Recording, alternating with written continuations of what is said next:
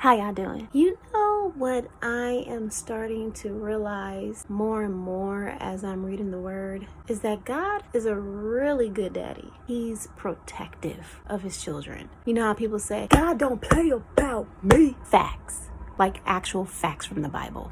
So in Deuteronomy 9, this is where Moses is talking to the Israelites and prepping them for their entry into the promised land. He's like, look, listen, okay? I know y'all be acting a fool. Y'all act a fool back there in Mount Sinai and whatnot. But listen here. God gave us instruction. So when you get over there, don't be mingling with the wicked people. Don't be entering into marriage covenants with them. Don't be worshiping their idols and all of that stuff. They're being removed from the land so y'all can go and dwell in. In Deuteronomy 9, verses 4 and 5, this is Moses speaking to the Israelites. Do not say in your heart. Why does Moses sound like a black parent? Do not say in your heart. Okay? You listening? Do not say in your heart when the Lord your God has driven them out before you. Because of my righteousness, the Lord has brought me in to possess the land. But because of the wickedness of these nations, the Lord is dispossessing them before you. It is not of your righteousness or for the uprightness of your heart that you are going to possess their land, but because of the wickedness of these nations, the Lord your God is driving them out before you. So pretty much what he is saying is not because of you. It's not because you was acting right. Because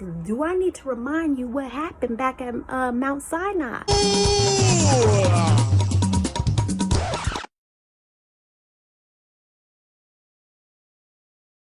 I came down from chopping it up with God and y'all down here twerking, worshiping golden calves and stuff? Nah, it's not because you deserve it. No, it's because God loves you and he doesn't want you to be around bad influences. He doesn't want you around these bad, wicked people, okay? So that's why he's removing them from this land so you can come up in here and act like you got some doggone sense. That's why. I liken it to parents. Parents don't want their children around bad influences, okay? Like you'll keep your child from going to that party or hanging out with Ray Day Day and them from down the street because you know they slinging dope, messing around with prostitutes, probably have a whole drug ring going on. Like they ain't up to no good. So no, you're keeping your baby away from them. That is what God is doing with us. If you find yourself being separated or there's like distance that's coming between you and a friend, a family member, a co-worker, or what have you, may I suggest to you that it's intentional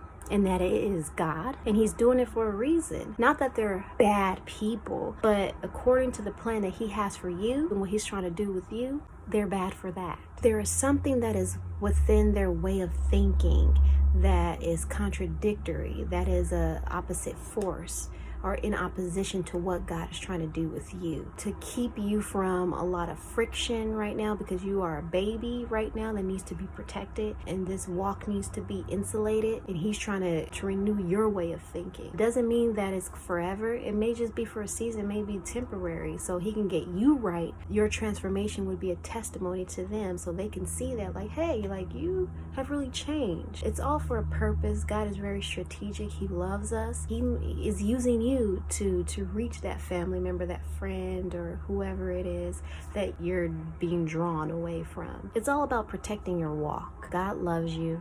And if you find yourself being separated and some distance is inserted between you and whoever, don't try to go against it. Just get in your prayer bag and be like, God, what's going on? But I know you want the best for me, period.